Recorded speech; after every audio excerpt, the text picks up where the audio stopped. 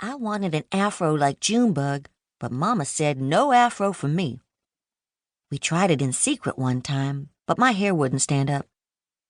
To tell the truth, his didn't stand up either, not really. His fro was always sort of flat on one side, but that was okay with me. He still looked cool. Elva, can that sweetie pie of yours dance? One man hollered at Mama, although he didn't have to. He was standing right by her, and the music wasn't really that loud. The fat man kept wiping the bar, and Mama laughed. She put me on the floor at the same time. Dance, baby. You show 'em your stuff. She almost spilled her drink on me, and I felt sort of trapped with all the big, smelly people around me, but I danced anyway. When Frida said to turn the ships around, I did one of my best spins I could. I put myself far away.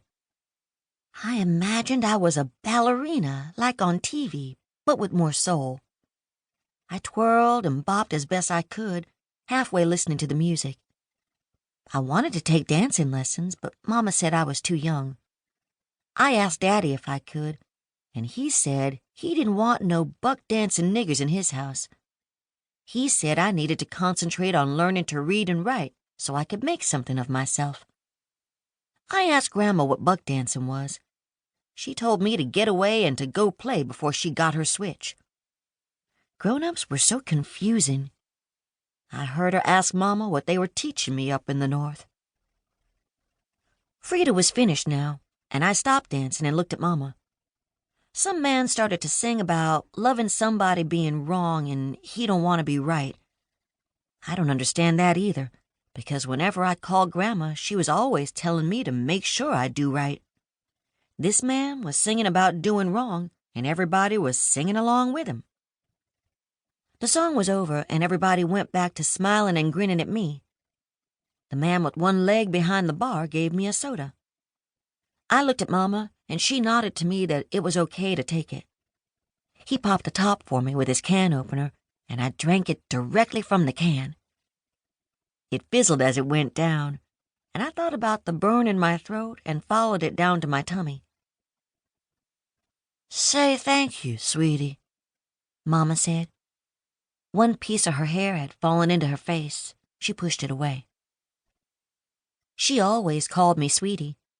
I think some folks thought my name was Sweetie, but it wasn't. My name is Monica Denise Wooten. I am 7 years old, and I am going to start 2nd grade in school. I said thanks to the man in my small voice, and Mama took my hand in her real soft one with the thin skin. He gave me a nickel and smiled at me with a wide-open grin. I could see that he was missing teeth, too. I looked behind the bar now, and I stood behind Mama's leg and took a peek around her skirt.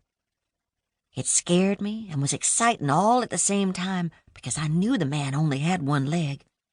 The other leg was a peg. Every time I asked, Mama said that Sugar took his leg. I wondered who Sugar was, and I also wanted to know why she needed an extra leg. They always laughed at me when I said that. Mama told me to remember not to ask Daddy that question. I guess I would have to explain to him why I was in a bar taking soda and money from a man with one leg and missing teeth. It was bright outside, and I blinked when we stepped into the light. I didn't know why they didn't turn on more lights in that place anyway. It was kind of early, and I knew we were going home now so Mama could go to sleep. She came home from work at the hospital in the morning before Daddy left for work. Mama is a nurse, and she takes care of crazy people. At least, that's what Daddy said. We drove her to work at the hospital that locked its doors every night, and she got a ride home with somebody else. We had to drive her there because somebody stole her car. It was a yellow car with stripes down the middle, and my daddy gave it to her. She loved it, even though it had a dent in the front from where the truck hit us. The truck really backed up onto us while we wasn't moving, but Mama said it hit us, so I said it too. Anyway, the police found the car later and we went to see it. It didn't look like much of a car to me anymore. It didn't have no wheels or doors left. I looked in what was left of the truck.